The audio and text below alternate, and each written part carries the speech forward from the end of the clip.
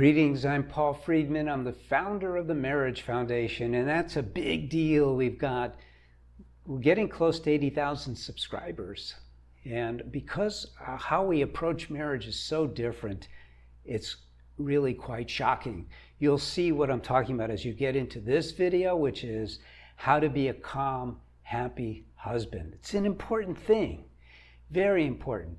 And so our approach is non-Western psych.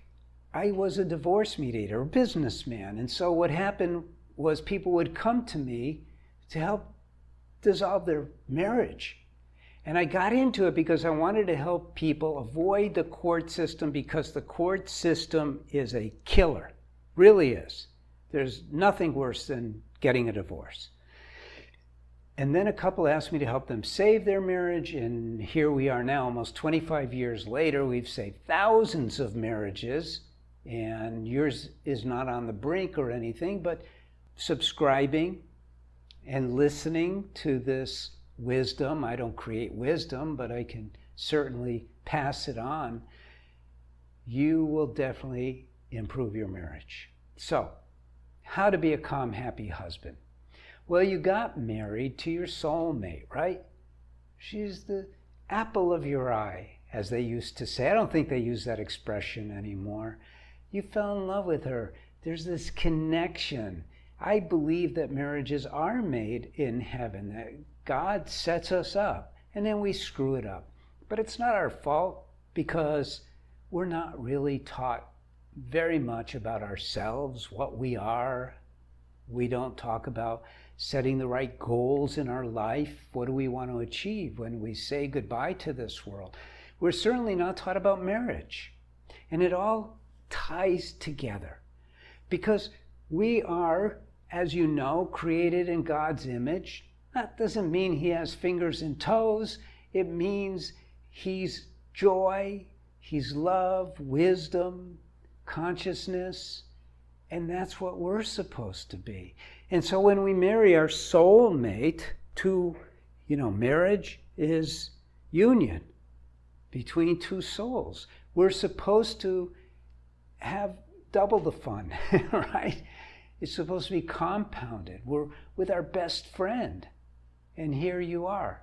You're neither calm nor happy. You just have that husband part. So really, I'll be very candid. Having a happy marriage and having a happy life requires exactly the same thing, because marriage, you might say, is a microcosm of our lives.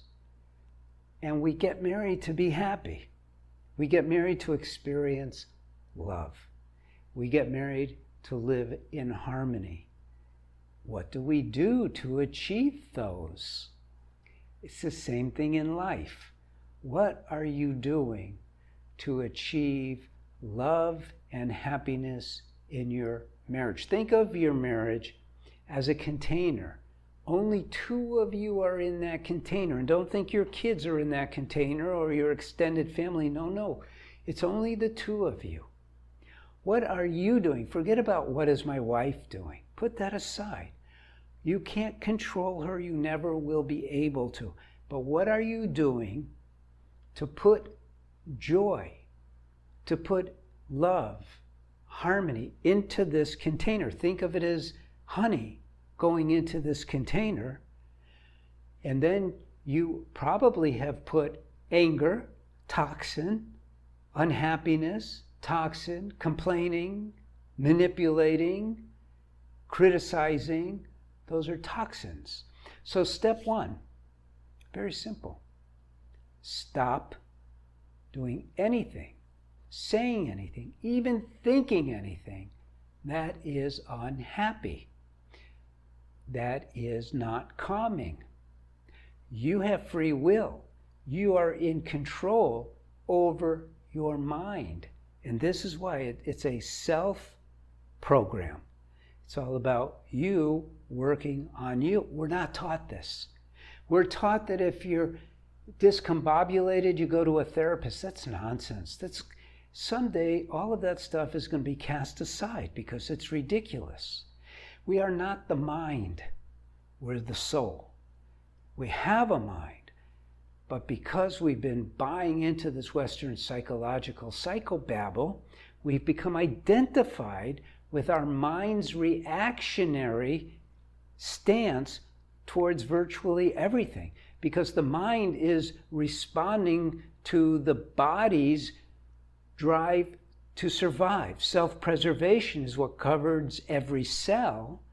Your body is comprised of trillions of cells. It's telling in its mind, survive, survive, survive. And so the mind is constantly looking out for danger and opportunity, mostly looking out for danger.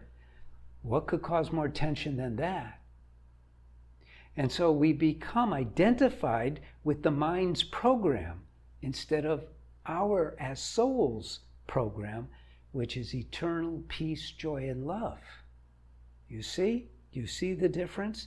And so we need to start cleansing the mind. So you start now, just with this video. You don't have to get my program or anything. Just with this video, start by going, I refuse to entertain this thought. It's a dumb thought. I'm not in danger. Mind, why are you reacting this way?